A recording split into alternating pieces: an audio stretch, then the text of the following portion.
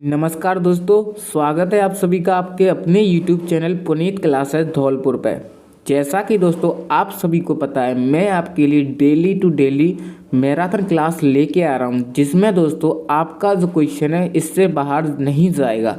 आपको इन क्वेश्चन से खुद का एनालिसिस करना है कि आप इन क्वेश्चनों में से कितना ठीक कर सकते हो, और आपका कोई क्वेश्चन गलत हो रहा है तो किस टॉपिक से हो रहा है, तो आप उस टॉपिक को अच्छे से क्लियर कर सकें। तो दोस्तों मेरा इन क्वेश्चनों का जो पर्पज़ है, मेन पर्पज़ है दोस्तों, जो बच्चा हर बार 3 या 4 नंबर से रह जाता है तो उसके लिए मैं स्पेशली जो मैराथन क्लास लेके आ रहा हूं दोस्तों। आपका एग्ज़ाम है दोस्तों 21 जनवरी को।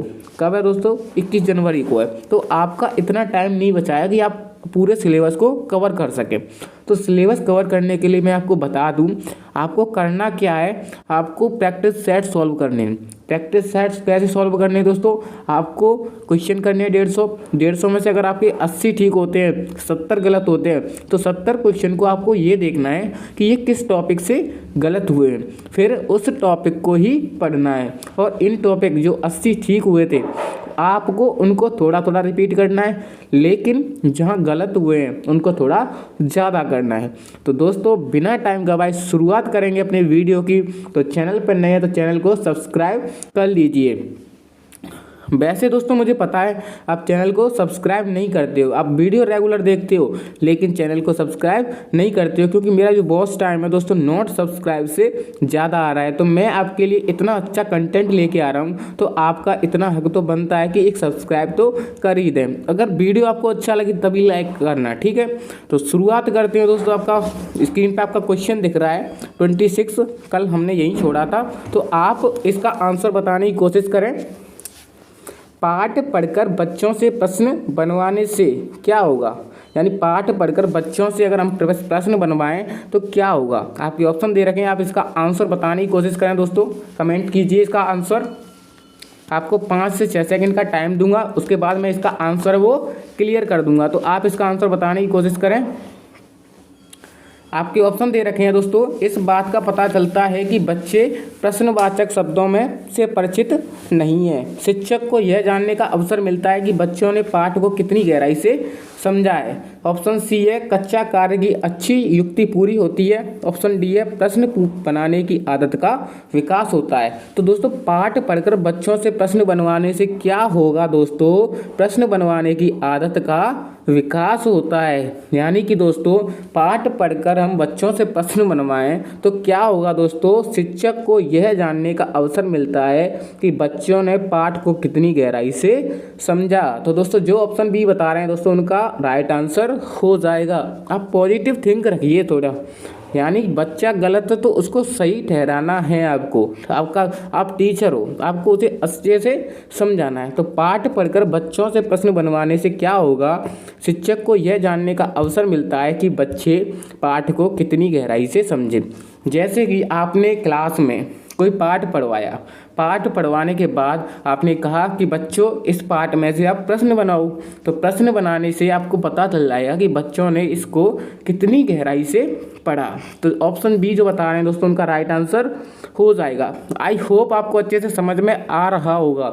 अगर समझ में नहीं आए तो आप कमेंट कर देना, मैं कमेंट में आपका रिप्लाई दे दूंगा दोस्तों। तो अच्छे से समझ में आ गया होगा। तो बढ़े दोस्तों अपने अगले क्वेश्चन की ओर। एक बार फिर से रिपीट कर देता हूं दोस्तों। पाठ पढ़कर बच्चों से प्रश्न बनवाने से क्या होगा? शिक्षक को यह जानने का अवसर मिलता है कि बच्चों ने पाठ को कितनी गहराई से समझा। तो बढ़ते रहिए दोस्तों अपने अगले क्वेश्चन की ओर, जुड़े रहिए हमसे। अगला क्वेश्चन आपकी स्क्रीन पे देखिए और जीतिए 1 करोड़ का इनाम। 1 करोड़ का इनाम नहीं तो लेकिन सीटेट क्लियर करोगे तो आप भावी टीचर बन जाओगे दोस्तों। तो बताइए, भाषा शिक्षक की भूमिका में महत्वपूर्ण यह है कि वह क्या? भाषा शिक्षक की भूमिका में क्या महत्वपूर्ण है बताइए। पाठ्य पुस्तक आधारित आकलन के स्थान पर स्वयं बहुविकल्पीय प्रश्न तैयार करें। पाठ्य पुस्तक कोई आकलन का एकमात्र आधार माने। पाठ्य पुस्तक को समय सीमा के भीतर पूर्ण करा दें। पाठ्य पुस्तक की सीमा से स्वतंत्र होकर विविध संदर्भों में भाषा प्रयोग को महत्व दें। तो भाषा शिक्षक की भूमिका क्या होनी चाहिए बताइए दोस्तों, इसका राइट आंसर क्या होगा? आपके अकॉर्डिंग क्या होगा इसका राइट आंसर? तो दोस्तों भाषा शिक्षक की जो महत्वपूर्ण भूमिका होती है दोस्तों, पाठ्य पुस्तक की सीमा से स्वतंत्र होकर विविध संदर्भों में भाषा प्रयोग के महत्व को दें। यानी कि दोस्तों अगर हम कोई पाठ पढ़ा रहे हैं तो हमें पाठ तक ही सीमित नहीं रहना है, हमें चारों तरफ की बातें भी बतानी है, उसके इर्द गिर्द जो चीज़ हमें समझानी है वो भी समझानी चाहिए। यानी भाषा शिक्षक को अपने और पास के जो सब वातावरण है उसको संदर्भ में रखकर सभी भाषा प्रयोग में महत्व देना चाहिए। तो ऑप्शन डी जो बता रहे हैं दोस्तों उनका राइट आंसर हो जाएगा। अगर दोस्तों आप इन 1100 क्वेश्चनों को अच्छे से क्लियर कर लेते हो तो आपका जो भी पेडागोजी का क्वेश्चन है दोस्तों बिल्कुल जड़ से खत्म हो जाएगा। ठीक है, तो बढ़ते हैं अपने अगले क्वेश्चन की ओर। अगला क्वेश्चन है आपकी स्क्रीन पर दिख रहा होगा, उच्च प्राथमिक स्तर पर कहानी शिक्षण का उद्देश्य नहीं है। बताइए उच्च प्राथमिक स्तर किसे बोलते हैं दोस्तों? 6 से 8 तक। तो बताइए कहानी शिक्षण का जो उद्देश्य वो क्या नहीं है? भाषा के विविध प्रयोगों से परिचय कराना, शब्द किस प्रकार संदर्भ में अर्थ देते हैं इससे परिचय कराना, कहानी लेखन की विभिन्न शैलियों से परिचय कराना, हिंदी भाषा में लिखी हुई सभी कहानियों से परिचय कराना। तो बताइए 28 का राइट आंसर क्या होगा? उच्च प्राथमिक स्तर पर जो कहानी शिक्षण का उद्देश्य क्या नहीं होना चाहिए?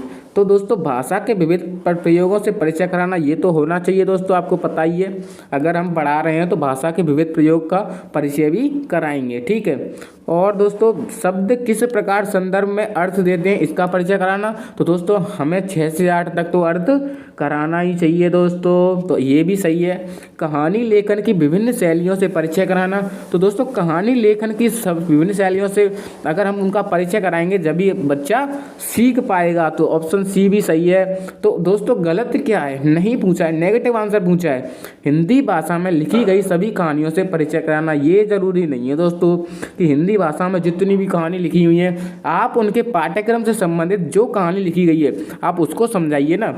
यानी कि दोस्तों अगर आप कक्षा 6 को पढ़ा रहे हो, ठीक है, उसमें कहानी आ गई कोई भी, ठीक है, तो आप उस पाठ्यक्रम में जो कहानी दी गई है उसकी विभिन्न शैलियों से परिचय कराओ ना। आप किसी और की बीए में दे रखी है, एमए में दे रखी है, आप हिंदी साहित्य की किसी कहानी के बारे में बता रहे हैं, तो दोस्तों ये ज़रूरी नहीं है। उच्च प्राथमिक के लिए ये ज़रूरी नहीं है। आप बड़े लेवल पर पहुंचते हो तो 12th तक करा सकते हो, लेकिन उच्च प्राथमिक के लिए ये चीज़ ज़रूरी नहीं है। आई होप आपको अच्छे से समझ में आ रहा होगा। अगर अच्छे से समझ में आ रहा है तो चैनल को सब्सक्राइब और वीडियो को लाइक ज़रूर करें, क्योंकि दोस्तों आपके एक सब्सक्राइब से मुझे बहुत ज़्यादा मोटिवेशन मिलता है, क्योंकि मैं आपके लिए 21 जनवरी तक आपके एग्ज़ाम तक ऐसे ही मोस्ट इंपॉर्टेंट क्वेश्चन लेके आने वाला हूँ। तो बढ़ते हैं दोस्तों अपने अगले क्वेश्चन की ओर। अगला क्वेश्चन है आपका, आलिया अक्सर अपनी कॉपी में कुछ ना कुछ लिखती रहती है। एक भाषा शिक्षक होने के नाते आपकी क्या प्रतिक्रिया होगी? बताइए 29 का राइट आंसर बताइए। आलिया एक लड़की है जो अपनी कॉपी में कुछ ना कुछ लिखती रहती है। 24 घंटे कुछ ना कुछ लिखना है, 24 घंटे तो नहीं, उसमें सोना भी होता है, खाना भी होता है, लेकिन जब टाइम मिलता है जब लिखती रहती है। तो एक भाषा शिक्षक होने के नाते आपकी क्या प्रतिक्रिया होगी? आपके सामने ऑप्शन दे रखी है। आलिया को कोई बीमारी है उसका इलाज कराया जाए, ऐसा करेंगे। आलिया को कॉपी के पन्ने खराब करने की आदत है, उससे मना किया जाए, ऐसा कहेंगे। आलिया को अपने मन की बातों की अभिव्यक्ति चाहती है, उसके लेखन को कक्षा में प्रदर्शित किया जाए, ये करेंगे। या आलिया को कुछ ना कुछ करने की आदत है, इस पर ध्यान देने की ज़रूरत नहीं है। तो बताइए 29 का क्या आंसर होगा? बताइए। तो दोस्तों आप क्या करोगे? आलिया अपने मन की बातों को अभिव्यक्त करना चाहती है, उसके लेखन के कक्षा में प्रदर्शित करेंगे कि ये क्या लिखती रहती है, यानी मन की बातों को अभिव्यक्त करना चाहती है, तो उसके लेखन को हम कक्षा में प्रदर्शित करने की स्वतंत्रता देंगे। तो 29 का जो ऑप्शन सी बता रहे हैं दोस्तों उनका राइट आंसर हो जाएगा। बढ़ते हैं दोस्तों अपने अगले क्वेश्चन की ओर। अगला क्वेश्चन है आपका, एकांकी पढ़ने का सबसे अच्छा तरीका है। एकांकी पढ़ने का जो सबसे अच्छा तरीका है दोस्तों बताइए क्या है? आपके सामने ऑप्शन दे रखे हैं। बच्चों से अलग अलग पात्रों के संवाद पढ़वाए जाएं और फिर एकांकी को मंचन हो। ठीक है, सेकंड ऑप्शन दे रखा है, एकांकी को बच्चे घर से पढ़कर आएं और कक्षा में शिक्षक सवाल पूछे। शिक्षक स्वयं पढ़ते हुए सवाल पूछते जाए, शिक्षक स्वयं पढ़े और बच्चे सुने। बताइए, आप एक शिक्षक हो, एकांकी पढ़ने का जो सबसे अच्छा तरीका है, बताइए क्या हो सकता है। बताइए इसका राइट आंसर दोस्तों। 13 का राइट आंसर बताइए दोस्तों। जी हाँ, बच्चों से अलग अलग पात्रों के संवाद पढ़वाएं और फिर एकांकी को मंचन हो। यानी कि दोस्तों एकांकी पढ़ने का सबसे अच्छा तरीका है, जैसे कि उसमें पात्र दिया गया है ये, ठीक है, एक पात्र ये दिया गया है, ठीक है, तो आप एक बच्चे को तो ये बना सकते हैं, एक बच्चे को ये बना सकते हैं। तो आप उन दोनों की बातों को एक दूसरे के सामने पढ़वाएंगे, फिर एकांकी का मंचन करेंगे तो बच्चे को बहुत अच्छे तरीके से समझ में आएगा। तो आई होप आपको भी अच्छे से समझ में आ रहा होगा मैं अपनी क्या बात कहना चाह रहा हूँ। तो 13 का राइट आंसर क्या हो जाएगा दोस्तों, ऑप्शन ए। अगर समझ में नहीं आए तो कमेंट कर देना और अच्छा लगे तो वीडियो को लाइक कर देना। तो बढ़ते हैं अपने अगले क्वेश्चन की ओर। अगला क्वेश्चन है आपका, व्याकरण शिक्षण के संदर्भ में कौन सा कथन सही है। व्याकरण शिक्षण के संदर्भ में कौन सा कथन सही है, बताइए दोस्तों। व्याकरण शिक्षण के लिए समय सारणी में अलग से काव्यांशों की व्यवस्था होनी चाहिए। भाषा प्रयोग की अपेक्षा भाषा नियमों को ही महत्व देना चाहिए। बच्चे परिवेश में उपलब्ध भाषिक प्रयोगों के आधार पर स्वयं भाषा के नियम बनाने की क्षमता रखते हैं, इसलिए होना चाहिए। या व्याकरण शिक्षण अत्यंत आवश्यक है। बताइए इसका राइट आंसर क्या होगा। तो 31 का राइट आंसर है क्या हो जाएगा दोस्तों, बच्चे परिवेश में उपलब्ध भाषिक प्रयोगों के आधार पर स्वयं भाषा के नियम बनाने की क्षमता रखते हैं। व्याकरण शिक्षण का इस संदर्भ में कौन सा कथन सही है, यानी बच्चे को अगर सही परिवेश दिया जाए तो वो अपने वातावरण से समझकर बच्चे व्याकरण के भाषिक नियम बना सकते हैं। यानी कि आपके कोई स्टूडेंट हैं, अगर आप उससे कहोगे कि आप अपने खुद के व्याकरण के नियम बनाओ, यानी ऐसे नहीं कि खुद से नए क्रिएट करें, आपको एक शब्द दिया जा रहा है, आप इस शब्द में से ढूंढिए कि इसमें क्या क्या व्याकरण लगा हुआ है। तो बच्चे अपने परिवेश में आकर उपलब्ध भाषिक प्रयोगों से उस शब्द की खोजबीन करना शुरू कर देंगे। तो 31 का जो ऑप्शन सी बता रहे हैं दोस्तों, उनका राइट आंसर हो जाएगा। बढ़ते हैं अपने अगले क्वेश्चन की तरफ। अगला क्वेश्चन आपकी स्क्रीन पर, बालकों की मौखिक भाषा के सतत आकलन का सबसे बेहतर तरीका है। बताइए, बालकों की जो मौखिक भाषा के सतत आकलन का सबसे बेहतर तरीका है क्या है, बताइए। आपके ऑप्शन दे रखे हैं, सुने हुए को दोहराने के लिए कहना, शब्द पढ़वाना, विभिन्न संदर्भों में बातचीत करना, प्रश्नों के उत्तर पूछना। दोस्तों कर लो थोड़ी सी मेहनत, सीटेट एग्जाम दूर नहीं है। बालकों की मौखिक भाषा के सतत आकलन का सबसे बेहतर तरीका क्या हो सकता है दोस्तों, तो इसका जो राइट आंसर है, विभिन्न संदर्भों में बातचीत करना। जैसे कि आप एक शिक्षक हो, ठीक है, शिक्षक ही हो आप, तो वर्तमान में भी हो, फ्यूचर में भी हो मेरे लिए तो आप क्या करोगे, अपने बच्चों को, अपने स्टूडेंटों को विभिन्न संदर्भों में बातचीत करने के लिए कहेंगे। जैसे कि टॉपिक चल रहा है कोई ट्रेडिंग में, तो आपको क्या करना है, उस टॉपिक के बारे में सभी स्टूडेंटों को बताना है, फिर उनसे पूछना है कि क्या करना चाहिए क्या नहीं करना चाहिए। तो इससे बच्चे मौखिक भाषा में बेहतर सीखेंगे। ठीक है, तो इस क्वेश्चन का जो राइट आंसर ऑप्शन सी हो जाएगा। जो ऑप्शन सी बता रहे हैं उनका राइट आंसर हो जाएगा। आई होप आपको अच्छे से समझ में आ रहा होगा। बढ़ते हैं अपने अगले क्वेश्चन की तरफ। अगर समझ ना आए तो बता देना, कमेंट में बता देंगे हम आपको, और समझ में आ जाए तो वीडियो को लाइक कर देना।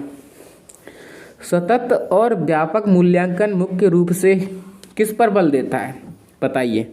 सतत एवं व्यापक मूल्यांकन है मूलतः किस पर बल देता है, बच्चे के सुधार के लिए लगातार परीक्षण करने पर, बच्चे के व्यवहार का सतत अवलोकन करने पर, मस्तिष्क, हृदय और हाथ की शिक्षा पर, कमजोर अयोग्य विद्यार्थी का उच्च स्तर अगली कक्षा पर प्रोन्नत करने पर। तो बताइए इसका राइट आंसर है वो क्या होगा। जी हाँ, बच्चे के व्यवहार का सतत अवलोकन करने पर। सतत एवं व्यापक मूल्यांकन मुख्य रूप से बच्चे के व्यवहार व सतत आकलन या अवलोकन करने पर बल देता है। जो सीसीई मूल्यांकन है दोस्तों, बच्चे के व्यवहार और लगातार चलने वाली प्रक्रिया पर अवलोकन करता है। तो जो ऑप्शन बी जो बता रहे हैं दोस्तों, उनका राइट आंसर हो जाएगा। ठीक है, आप इस चीज़ का जो पीडीएफ है दोस्तों, आप मेरे टेलीग्राम से जुड़कर ले सकते हैं। टेलीग्राम की लिंक डिस्क्रिप्शन में दे दिए मैंने। ठीक है, अगले क्वेश्चन की तरफ चलते हैं। अगला क्वेश्चन है आपका, गद्य शिक्षण का मूल उद्देश्य है। बताइए, गद्य शिक्षण का मूल उद्देश्य क्या है? भाषा ज्ञान, सामान्य ज्ञान, चरित्र निर्माण या इनमें से कोई नहीं? तो इसका राइट आंसर बताइए दोस्तों। अगर हम गद्य शिक्षण पढ़ रहे हैं दोस्तों, एक भाग होता है पद्य और एक होता है गद्य। मैंने अच्छे से समझाया था अपनी लास्ट वाली मैराथन क्लासेस में। तो आप इसको देखिए ना, गद्य शिक्षण का मूल उद्देश्य क्या होता है? गद्य शिक्षण का मूल उद्देश्य होता है दोस्तों भाषा ज्ञान। क्या? भाषा ज्ञान। कैसे? जैसे कि मैं कोई गद्य पढ़ रहा हूँ, तो उसमें अगर बीच बीच में संज्ञा आ गई, संधि आ गई, वाक्य शुद्धि आ गई। वैसे तो अगर कोई गद्य लिखा हुआ है तो शुद्ध ही लिखा होगा, लेकिन उसमें व्याकरणिक अशुद्धि पाई जाती है, तो मेरा क्या होगा? उससे भाषा ज्ञान होगा। स्टूडेंटों को क्या होगा दोस्तों? उससे भाषा ज्ञान होगा। तो इसका जो राइट आंसर है ऑप्शन ए हो जाएगा। जो ऑप्शन ए बता रहे हैं दोस्तों, उनका राइट आंसर हो जाएगा। दोस्तों, आप इन क्वेश्चनों से सीटेट में जितने भी क्वेश्चन पूछे जाएंगे सबको सॉल्व कर दोगे, गारंटी ले रहा हूँ। आप इन क्वेश्चनों को अच्छे से एनालिसिस करके पढ़िए, याद कीजिए। मैं आपको इन क्वेश्चनों को कहानी के तौर पे समझाता जाऊँगा। ठीक है, चलते हैं दोस्तों अपने अगले क्वेश्चन की तरफ। अगला क्वेश्चन है आपका, नाटक शिक्षण की उपयुक्त विधि है। बताइए, नाटक शिक्षण की जो उपयुक्त विधि है कौन सी विधि है? आपके ऑप्शंस दे रखे हैं, कच्छ अभिनय प्रणाली, रंगमंच प्रणाली, अर्थबोध प्रणाली, व्याख्या प्रणाली। आपका सीटेट एग्जाम चल रहा है, आपके सामने क्वेश्चन आ गया, नाटक शिक्षण की उपयुक्त विधि है। बताइए इसका राइट आंसर। आप अगर इसका राइट आंसर 15 सेकंड से पहले देते हैं तो आप जीत सकते हैं 1 करोड़ का इनाम। ऐसा कुछ नहीं है, आप सीटेट एग्जाम अच्छे से क्लियर कर लोगे। ठीक है, 35 का आंसर बताइए आप। इसका जो राइट आंसर है कक्षा अभिनय प्रणाली हो जाएगा। क्यों दोस्तों? अगर हम नाटक कर रहे हैं दोस्तों, तो क्या होता है कि अगर हम नाटक को अच्छे से व्यवस्थित तरीके से मंच लगा के अपने कक्ष में अभिनय करके, यानी कि दोस्तों उनके पात्र में पात्र होकर, पात्र यानी कि दोस्तों जैसे कि महाराणा प्रताप का पात्र बनना चाहता है, नाटक करना चाहता है उनका, तो आप उनका अच्छे से पात्र बनकर आप उस नाटक अभिनय को अच्छा रोमांचक बना सकते हैं। कच्छ अभिनय प्रणाली उसके लिए सबसे उपयुक्त होती है, क्योंकि दोस्तों कच्छ अभिनय प्रणाली में अपने सीमित क्षेत्र के लोग होते हैं और उसमें एक रंगमंच होता है जिस पे हम प्रदर्शन अच्छे से कर सकते हैं। तो ऑप्शन ए इसका राइट आंसर हो जाएगा। बढ़ते हैं अपने अगले क्वेश्चन की तरफ। अगला क्वेश्चन है आपका आपकी स्क्रीन पर, निम्नलिखित में से कौन सा लेखन शिक्षण का उद्देश्य है? बताइए। आपकी ऑप्शन दे रखे हैं, सुपाठ्य लेख लिखना, सोचने एवं निरीक्षण करने के उपरांत भावों को क्रमबद्ध रूप से व्यक्त करना। थर्ड ऑप्शन है शब्दों की शुद्ध वर्तनी लिखना। फोर्थ ऑप्शन है उपरोक्त सभी। बताइए 36 का क्या आंसर होगा? Yes yes yes. तो 36 का जो दोस्तों ऑप्शन डी बता रहे हैं उनका राइट आंसर हो जाएगा। क्योंकि दोस्तों लेखन शिक्षण का जो मुख्य उद्देश्य क्या होता है? सुपाठ्य लेख लिखना, ये भी होता है ना। सोचने एवं निरीक्षण करने के उपरांत भावों को क्रमबद्ध रूप से व्यक्त करना। आप अगर लिख दोगे कोई मैं, यहाँ, कैसे, आपको क्रमबद्ध तरीके से लिखोगे तो अच्छे से समझ में आएगा। शब्दों की शुद्ध वर्तनी लिखना, ये भी होता है दोस्तों। तो उपरोक्त सभी हो जाएगा। तो ऑप्शन डी जो बता रहे हैं उनका राइट आंसर हो जाएगा। आई होप आपको अच्छे से समझ में आ रहा होगा। अच्छे से समझ में आ रहा है तो वीडियो को लाइक कीजिए और दोस्तों को शेयर कीजिए, क्योंकि दोस्तों आपका एक शेयर किसी दोस्त का भला कर सकता है। जो सीटेट में हर बार रह जाता है, 2 से 3 नंबर से रह जाता है, तो आप इन क्वेश्चनों को उसके पास सेंड कीजिए और इन क्वेश्चनों में से आपका पेपर बनने वाला है। तो पढ़ते हैं दोस्तों अपने अगले क्वेश्चन की ओर। अगला क्वेश्चन आपका आपकी स्क्रीन पर, लेखन कौशल में कौन सा पक्ष सबसे अधिक महत्वपूर्ण है? बताइए। लेखन कौशल में कौन सा पक्ष सबसे महत्वपूर्ण है बताइए। इसका ऑप्शन है प्रिंट समृद्ध वातावरण, अपने अनुभवों की लिखित अभिव्यक्ति, लिखित कार्य पर शिक्षक की प्रतिक्रिया, सुंदर लेखन का यांत्रिक अभ्यास। तो लेखन कौशल में सबसे महत्वपूर्ण पक्ष है वो कौन सा होना चाहिए बताइए। लेखन कौशल लिखना, प्रिंट समृद्ध होना चाहिए या अपने अनुभवों की लिखित अभिव्यक्ति होना चाहिए, लिखित कार्य पर शिक्षक की प्रतिक्रिया होनी चाहिए या सुंदर लेखन का यांत्रिक अभ्यास होना चाहिए बताइए। 37 का राइट आंसर बताइए जी।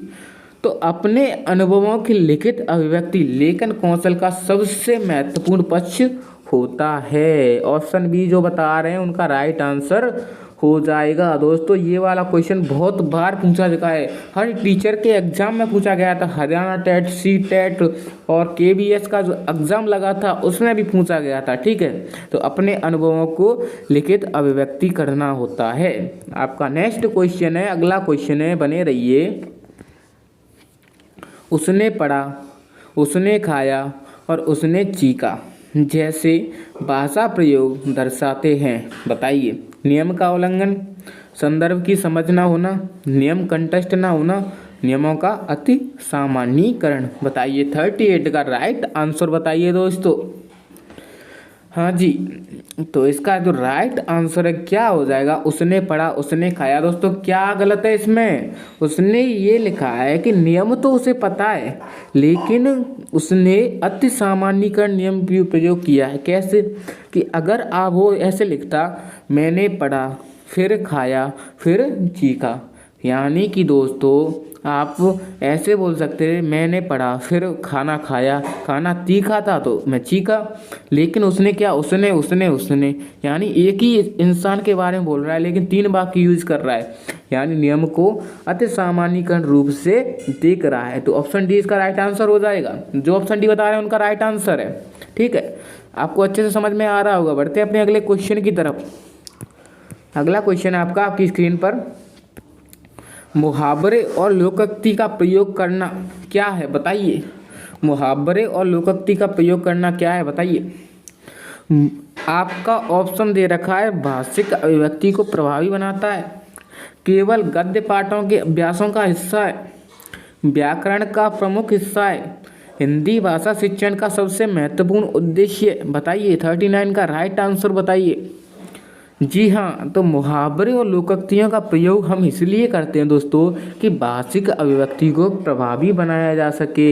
यानी कि दोस्तों अगर हम मुहावरे और लोकोक्ति को किसी वर्ड में यूज करते हैं तो वो सुंदर सुशील बन जाता है। सुंदर सुशील ऐसे नहीं मैं मेकअप कराने की बोल रहा हूँ, मेकअप नहीं, यानी कि दोस्तों हिंदी भाषा में सुंदर सुशील का मतलब है कि उसको पढ़ने में अच्छा लगना, मन को भाने वाला। ठीक है, तो इसका जो राइट आंसर है क्या हो जाएगा, मुहावरे और लोकोक्तियों का प्रयोग भाषिक अभिव्यक्ति को प्रभावी बनाता है। तो ऑप्शन ए इसका राइट आंसर हो जाएगा। ठीक है, बढ़ते हैं अपने अगले क्वेश्चन की तरफ। अगला क्वेश्चन है आपका स्क्रीन पर, बच्चों के ज्ञान का आकलन करने में सर्वाधिक सहायक है। क्या सहायक है बताइए बच्चों के ज्ञान का आकलन करने में। प्रायोगिक प्रश्न, लघु उत्तरीय प्रश्न, वस्तुनिष्ठ प्रश्न या मौखिक प्रश्न। बच्चों के ज्ञान का आकलन करने में सर्वाधिक क्या सहायक होता है बताइए दोस्तों। 40 का आंसर बताइए। तो दोस्तों जैसा कि मैं आपसे पूछ रहा हूँ कि बच्चों के ज्ञान का अवलोकन करने में सर्वाधिक सहायक क्या होता है, मैं आपसे वस्तुनिष्ठ क्वेश्चन पूछ रहा हूँ, तो ये सबसे ज़्यादा सहायक होता है दोस्तों बच्चे के आकलन करने के लिए। मैं आपका आकलन कर रहा हूँ, कैसे कर रहा हूँ, वस्तुनिष्ठ प्रश्नों से कर रहा हूँ। तो सबसे मेन तरीका होता है दोस्तों वस्तुनिष्ठ प्रश्न। जैसे प्रश्न मैं आपसे पूछ रहा हूँ ये कौन से प्रश्न है, वस्तुनिष्ठ प्रश्न है। तो ऑप्शन सी जो बता रहे हैं उनका राइट आंसर हो जाएगा। जुड़े रहिए दोस्तों, आप ऐसे ही आपका मन भर जाएगा लेकिन ज्ञान नहीं भरेगा कभी। ठीक है, तो इसका राइट आंसर ऑप्शन सी हो जाएगा। बढ़ते हैं अपने अगले क्वेश्चन की ओर। अभी तो शुरुआत है दोस्तों, अभी तो बहुत कुछ बाकी है। 1100 क्वेश्चन ऐसे ही चुटकियों में सॉल्व हो जाएंगे। अध्यापक विद्यार्थियों की भाषाई कुशलता का आकलन करने के लिए उन्हें आपस में बातें करने के लिए कहता है, वह प्रयोग करता है। क्या प्रयोग करता है, अध्यापक है कोई, विद्यार्थी की भाषाई कुशलता का आकलन कर रहा है, यानी आकलन करने के लिए कह रहा है, तो उन्हें आपस में बात करने के लिए कहता है। जैसे कि आप शिक्षक हो, आप अपने ऊपर रखा करो, ठीक है, आप शिक्षक हो, आप किसी भाषाई कुशलता का आकलन करना चाहते हैं कि मेरे बच्चे कितना सीख रहे हैं, कितना बात करना जानते हैं, कितना स्पीच कर सकते हैं, भाषण दे सकते हैं, तो आप उन्हें आपस में बात करने के लिए कहते हैं, ठीक है। तो आप क्या कर रहे हैं बताइए, निरीक्षण विधि, मौखिक परीक्षा, प्रायोगिक परीक्षा या संचयी अभिलेख, बताइए इसको क्या बोलूँ मैं। 41 का बताइए क्या बोलूँ मैं इसे। जी हाँ, तो आप क्या कर रहे हैं, निरीक्षण कर रहे हैं, आपको पता ही है। तो 41 का जो ऑप्शन ए बताएं दोस्तों उनका राइट आंसर हो जाएगा। इस विधि को क्या कहते हैं, निरीक्षण विधि कहते हैं। अगर हम किसी क्लास में भाषाई आकलन करते हैं तो उसे क्या करते हैं, निरीक्षण कर रहे हैं कि ये बच्चा कितना जानता है, ये बच्चा कितना बोलना जानता है मौखिक तरीके से। जैसे देखो मौखिक, प्रायोगिक या संचयी तीनों इसी में आ जाते हैं निरीक्षण में, ठीक है। तो ऑप्शन ए इसका राइट आंसर हो जाएगा। बढ़ते हैं अपने अगले क्वेश्चन की तरफ। अगला क्वेश्चन आपकी स्क्रीन पर, मुदिता 8वीं कक्षा में हिंदी भाषा पढ़ाती है।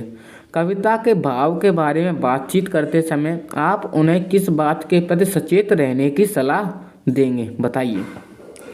कविता को गद्य में परिवर्तित करने वाली गतिविधि कविता शिक्षण का अनिवार्य पक्ष है। कविता की भाषा व्याकरण पर विशेष बल दिया जाए। कविता में अलंकार रस पर विशेष बल दिया जाए। कविता का एक निश्चित भाव अर्थ नहीं हो सकता। यानी मुदिता 8वीं कक्षा में पढ़ाती है, मुदिता में, ठीक है। वो आपसे पूछ रही हैं, मैं आपसे पूछ रहा हूँ कि आप मैडम से क्या बातचीत करने के लिए कहेंगे कि आप इसे और अच्छे से समझा सकती हैं, लेकिन किस तरह से, बताइए। आप उनसे क्या कहेंगे कि मैडम ऐसा ना करो, ऐसा कीजिए तो मैं अच्छे से समझ जाऊंगा। बताइए आप क्या करोगे। आपके ऑप्शन दे रखे हैं सामने। तो दोस्तों आपको पता ही है कि जो कविता होती है दोस्तों उसका एक निश्चित भाव अर्थ होता है, ठीक है। लेकिन दोस्तों हर एक कविता का निश्चित भाव होता है, ये आपको पता है, लेकिन सभी कविताओं का एक निश्चित भाव नहीं हो सकता। तो इसमें ऑप्शन डी दे रखा है, कविता का एक निश्चित भाव होता है और जिसका अर्थ सेम नहीं हो सकता। तो ऑप्शन डी जो बताएंगे दोस्तों उनका राइट आंसर हो जाएगा। बढ़ते हैं अपने अगले क्वेश्चन की तरफ।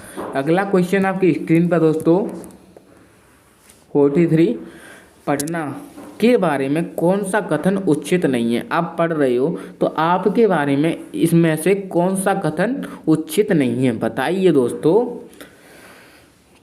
आपके ऑप्शन दे रखे हैं, पठन सामग्री का बच्चों की समझ और पूर्व अनुभवों से संबंध होना चाहिए। सक्षम पाठक प्रत्येक शब्द पर ध्यान देते हैं।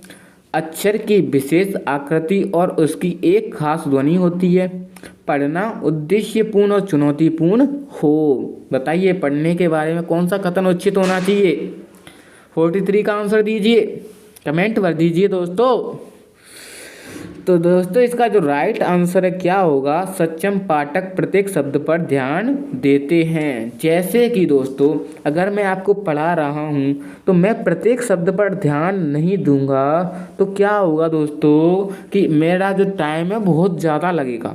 यानी इसमें नेगेटिव आंसर पूछा है, पढ़ने के बारे में कौन सा कथन उचित नहीं है। अगर मैं किसी चीज़ को पढ़ रहा हूँ, पढ़ने के बारे में ऐसे पढ़ रहा हूँ, ठीक है, तो मैं अगर इस सभी शब्द पर ध्यान देने लग जाऊं तो टाइम बहुत ज़्यादा लगेगा, कभी पाठ्यक्रम कंप्लीट नहीं हो पाएगा। तो इसमें करना क्या है कि सक्षम पाठक यानी कोई परफेक्ट टीचर है। आई थिंक मैं अपने आप को मानता हूँ, आप बता देना मैं हूँ कि नहीं, लेकिन आप बताइए कि सक्षम पाठक हैं आप, तो क्या प्रत्येक शब्द पर ध्यान देंगे? नहीं। प्रत्येक शब्द पर अगर ध्यान देने लग जाएं दोस्तों तो एक पाठ्यक्रम कभी पूरा हो पाएगा? मैं आपको अगर प्रत्येक शब्द को बताऊं, आंसर डी क्या होता है, अल्फ़ाबेट का 4th अक्षर, ऐसे बताऊं तो कभी सिलेबस आपका कंप्लीट हो पाएगा? तो ऐसा नहीं है दोस्तों, सक्षम पाठक प्रत्येक शब्द पर ध्यान नहीं देते हैं, ठीक है। तो ऑप्शन बी जो इसका राइट आंसर हो जाएगा। आपको अच्छे से समझ में आ रहा होगा, अगर समझ में ना आए तो मुझे कमेंट कर देना दोस्तों, और समझ में आ जाए तो वीडियो को लाइक करना ही आपको पता ही है। पढ़ना कौशल में सबसे ज़्यादा महत्वपूर्ण है। क्या महत्वपूर्ण है पढ़ना कौशल में? शब्द वाक्यों को शुद्ध रूप से उच्चारित करना चाहिए, केवल अक्षर पहचान करना चाहिए, तेज गति से पढ़ना चाहिए या संदर्भ अनुसार अर्थ ग्रहण करना चाहिए? तो बताइए पढ़ना कौशल में सबसे ज़्यादा जो महत्वपूर्ण है, क्या महत्वपूर्ण है? शब्द वाक्यों को शुद्ध रूप से उच्चारित करना चाहिए, केवल अक्षर पहचान करना चाहिए, तेज गति से पढ़ना चाहिए या संदर्भ अनुसार अर्थ ग्रहण करना चाहिए? तो इसका राइट आंसर बताइए दोस्तों।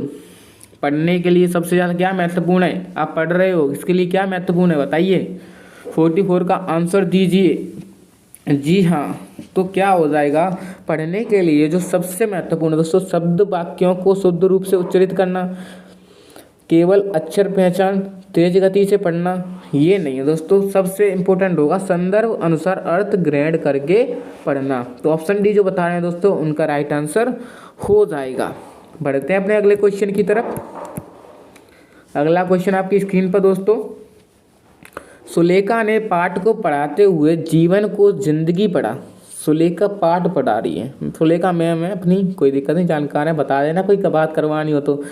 यह इस ओर संकेत करता है कि किस ओर संकेत करता है बताइए। जीवन को जिंदगी पढ़ रही है, तो बताइए क्या अर्थ कर रही हैं? अब बताइए इनका ऑप्शन दे रखे हैं आपके सामने। उसे अक्षर की पहचान में भ्रम हो जाता है, उसने केवल पठन अभ्यास की बहुत आवश्यकता है, सुलेखा ध्यान से नहीं पढ़ती, वह अक्षर पहचान की बजाय अर्थ को समझते हुए पढ़ रही है।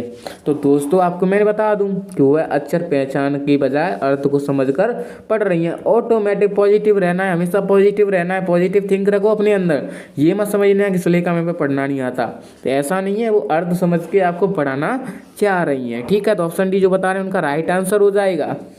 बढ़ते हैं अपने अगले क्वेश्चन की तरफ। अगला क्वेश्चन आपका इसकी स्क्रीन पर, उच्च प्राथमिक स्तर पर व्याकरण शिक्षण की उपयुक्त प्रणाली है बताइए। उच्च प्राथमिक स्तर पर व्याकरण शिक्षण की जो उपयुक्त बड़ी विधि है कौन सी है? आपके ऑप्शन दे रखे हैं, पाठ्य पुस्तक प्रणाली, समवाय प्रणाली, भाषा संसर्ग प्रणाली या आगमन निगमन प्रणाली। तो दोस्तों आपका आंसर नीचे दे रखा है।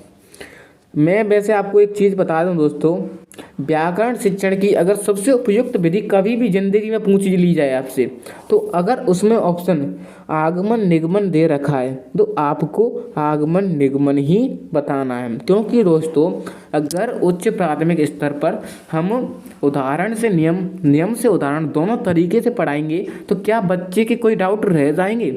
मुझे नहीं लगता कि कोई डाउट रह जाए।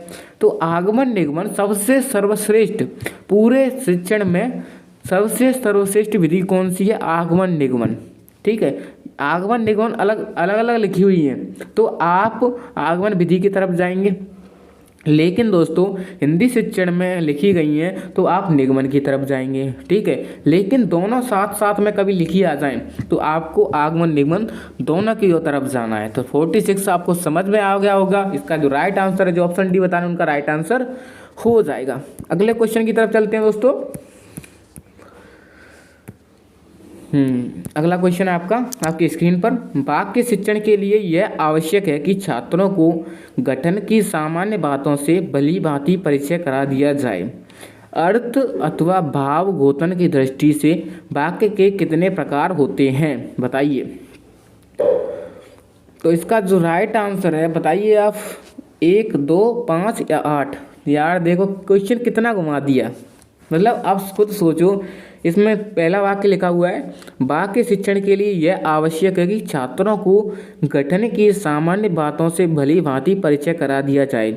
अर्थ अथवा भाव गोतन की दृष्टि से वाक्य के कितने प्रकार होते हैं, यानी पूछा बस वाक्य के कितने प्रकार हैं अर्थ के आधार पे। लेकिन ये वाला वाक्य क्यों दिया गया है भाई, आप खुद सोचिए क्यों दिया गया है। वैसे दिया गया है आपको गुमराह करने के लिए, लेकिन आप किसके, पुनीत क्लासेस धौलपुर से पढ़ रहे हो, पुनीत सर से पढ़ रहे हो, तो आप ऐसे थोड़ी भ्रमित हो जाओगे। तो आपको समझा रहे हैं ना हम कि अर्थ अथवा भाव गोतन की दृष्टि से वाक्य कितने प्रकार के होते हैं। आपका सिंपल सा आंसर 8 प्रकार के होते हैं, सभी को पता है। लेकिन दोस्तों क्वेश्चन इतना लंबा लिख रखा है तो वैसे ही डर जाएंगे, क्वेश्चन भी नहीं पढ़ेंगे, वैसे ही तुक्का मार देंगे। तो आपको एग्जाम में हर क्वेश्चन अच्छी तरीके से बारीकी से पढ़ना है और ऐसे ही सॉल्व क्वेश्चन करने हैं। अगर समझ में आ रहा है तो वीडियो अच्छी लग रही है तो वीडियो को लाइक जरूर करें। बढ़ते हैं अपने अगले क्वेश्चन की तरफ। अगला क्वेश्चन आपकी स्क्रीन पर दे रखा है, प्रश्न पत्र में आवश्यक है। आपका प्रश्न पत्र, आपका सीटेट का एग्जाम लगने वाला है तो उसमें क्या आवश्यक है बताइए। आपके ऑप्शन दे रखे हैं, बच्चों की भाषा प्रयोग की क्षमता को जांचने के लिए निबंधात्मक प्रश्नों की अत्यधिक संख्या होनी चाहिए। बच्चों के विषय संबंधी ज्ञान को जांचने के लिए अत्यधिक वस्तुनिष्ठ प्रश्न होने चाहिए। अत्यधिक कठिन प्रश्नों का होना चाहिए या सभी प्रकार के प्रश्न होने चाहिए। तो 48 का राइट आंसर बताइए क्या होगा। तो जी हाँ, 48 का ऑप्शन डी जो बता रहे हैं दोस्तों उनका राइट आंसर हो जाएगा। जो प्रश्न पत्र में क्या आवश्यक है, सभी प्रकार के प्रश्न होने चाहिए। ठीक है, तो आपके प्रश्न पत्र में क्या है, सीटेट का जो एग्जाम लगने वाला है उसमें आप क्या चाहते हैं कि आपका जो एग्जाम है दोस्तों सिलेबस के अकॉर्डिंग ही हो। ठीक है, तो 48 का ऑप्शन डी इसका राइट आंसर हो जाएगा। अगले क्वेश्चन की तरफ चलते हैं दोस्तों। आपका अगला क्वेश्चन है मूल्यांकन की विशेषता है। क्या विशेषता है दोस्तों मूल्यांकन की, आप बताइए।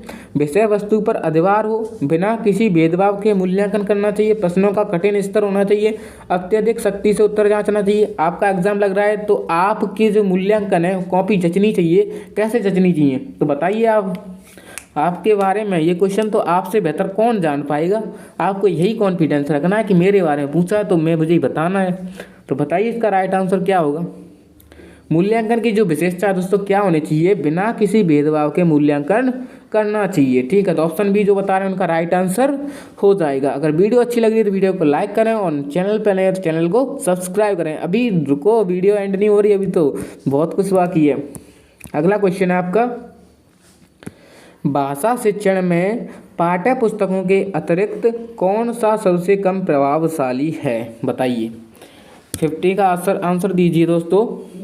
भाषा शिक्षण में पाठ्य पुस्तकों के अतिरिक्त कौन सा सबसे कम प्रभावशाली है। आपके ऑप्शन दे रखे हैं, प्रश्नों के उत्तर लिखना, संवाद अदायगी, परिचर्चा करना या घटना वर्णन करना।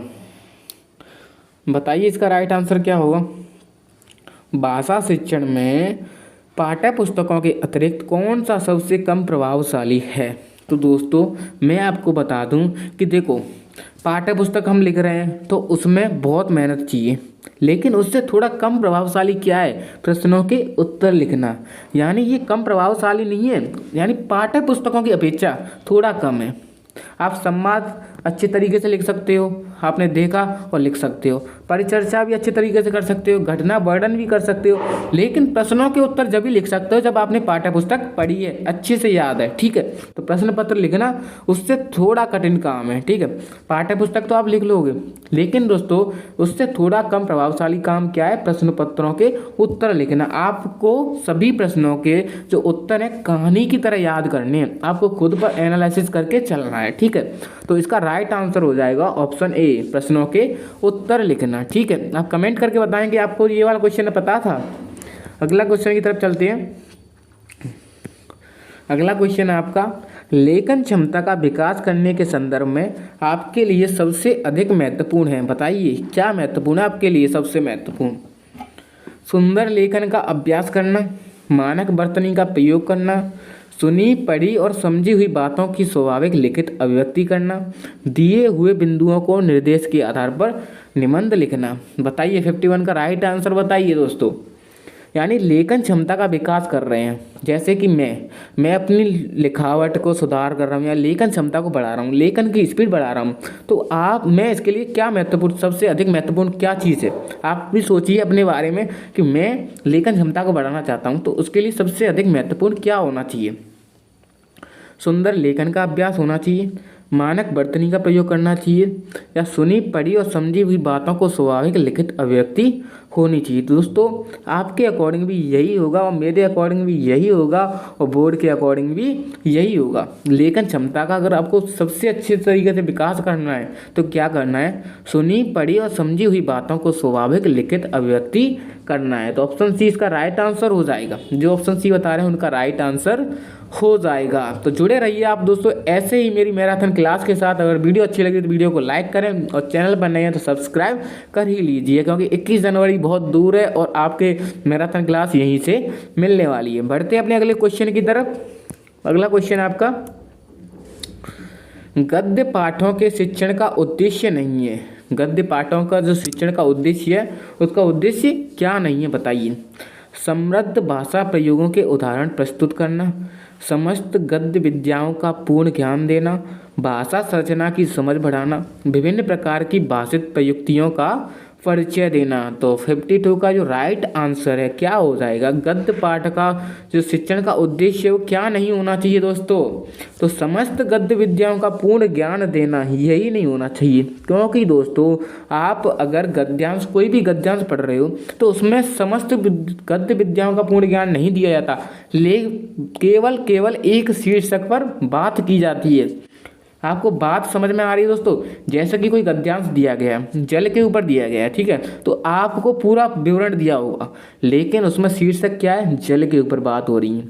तो आपको इसी पर ध्यान रखना चाहिए कि गद्य पाठों के शिक्षण का जो उद्देश्य है समस्त गद्य विद्याओं से नहीं होना चाहिए, एक विद्या से होना चाहिए, यानी एक मेन उद्देश्य शीर्षक होना चाहिए। तो ऑप्शन बी जो बता रहे हैं उनका राइट आंसर हो जाएगा। अच्छे से समझ में आ रहा होगा आपको, मुझे पता है। नहीं समझ में आ रहा है तो कोई बात नहीं दोस्तों, पढ़ना तो पड़ेगा ही, आपका एग्ज़ाम आ रहा है। अगर समझ में आ रहा है तो वीडियो को लाइक कीजिए, चैनल को सब्सक्राइब कीजिए। 53 का जो आंसर दोस्तों ग्रहात्मक कौशलों में शामिल है। ग्रहात्मक ग्रहण किया जाता है कौशल, कौन सा ग्रहण किया जाता है दोस्तों बताइए। सुनना बोलना, बोलना लिखना, सुनना पढ़ना या पढ़ना लिखना। आपके 4 कौशल है दोस्तों, LSRW, listening, speaking, reading, writing. बताइए ग्रहात्मक कौशल कौन कौन से उनमें से। 53 का आंसर दीजिए, सोचिए, तुक्का भी लगाइए, सब एक्सेप्टेबल है मेरे लिए। जी हाँ, तो ग्रहात्मक कौशल कौन कौन से हैं दोस्तों, सुनना और बोलना। कौन से दोस्तों, सुनना और बोलना ग्रहात्मक कौशल होते हैं। लेकिन दोस्तों पढ़ना और लिखना कौन से होते हैं दोस्तों, अभिव्यक्ति कौशल होते हैं। ये कौन से दोस्तों, अभिव्यक्ति, ठीक है। और ये कौन से दोस्तों, ग्रहण किए जाते हैं। सुनकर या बोलकर क्या किया जाता है, ग्रहण किया जाता है, लेकिन पढ़कर लिखकर अभिव्यक्त किया जाता है, ठीक है। तो 53 का राइट आंसर क्या हो जाएगा, ऑप्शन ए, सुनना बोलना ग्रहात्मक कौशल होते हैं, पढ़ना लिखना अभिव्यक्ति होते हैं, ठीक है। आपको अच्छे से समझ में आ रहा होगा दोस्तों। बढ़ते अपने अगले क्वेश्चन की तरफ। अगला क्वेश्चन आपकी स्क्रीन पर, मुहावरे लोकोक्ति का प्रयोग कैसे करना चाहिए बताइए। भाषा शिक्षण का एकमात्र उद्देश्य, दूसरों को प्रभावित करने का सरल तरीका है, प्रभाव को अलंकृत करता है, भाषा को अलंकृत करता है, या भाषिक अभिव्यक्ति को प्रभावी बनाता है।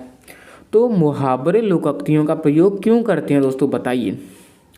आपके सामने क्वेश्चन दे रखा है, आंसर भी दे रखे हैं, ऑप्शन भी दे रखे हैं। बताइए, आपका सीटेट का एग्जाम लग रहा है, बताइए ये वाला क्वेश्चन आ गया, आप क्या करके आओगे। मुझे इसका आंसर दोस्तों आप कमेंट में करके ज़रूर बताएं। 51 का, 55, 54 का आपको आंसर मुझे कमेंट करके बताना है, ठीक है। अगला क्वेश्चन आपका, सॉरी यार फिर दिख गया आपको आंसर, कोई बात नहीं है, आप अपने ही हो, देख लो, कोई दिक्कत नहीं है। 55 है आपका, उच्च प्राथमिक स्तर पर व्याकरण शिक्षण का कौन सा तरीका सर्वाधिक प्रभावी है।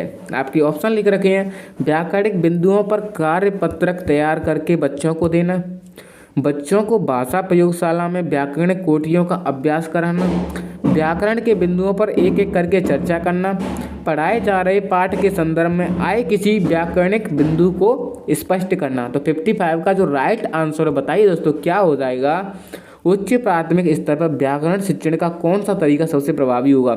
तो दोस्तों इसका जो सबसे श्रेष्ठ तरीका होगा क्या होगा, पढ़ाए जा रहे पाठ के संदर्भ में आए किसी भी व्याकरणिक बिंदु को स्पष्ट कर देना। जैसे कि किसी वाक्य में संज्ञा आ गई तो संज्ञा को उसके साथ ही स्पष्ट कर देना। तो दोस्तों आज के लिए तो इतना ही, क्योंकि दोस्तों आपकी जो CDP की मैराथन क्लास है वो उसकी भी क्लास लेनी है। तो आज आपके लिए इतना ही दोस्तों, लेकिन आपके एग्जाम से पहले आपको 1100 प्लस क्वेश्चन देने का वादा किया है दोस्तों, तो पक्का दे के रहूँगा।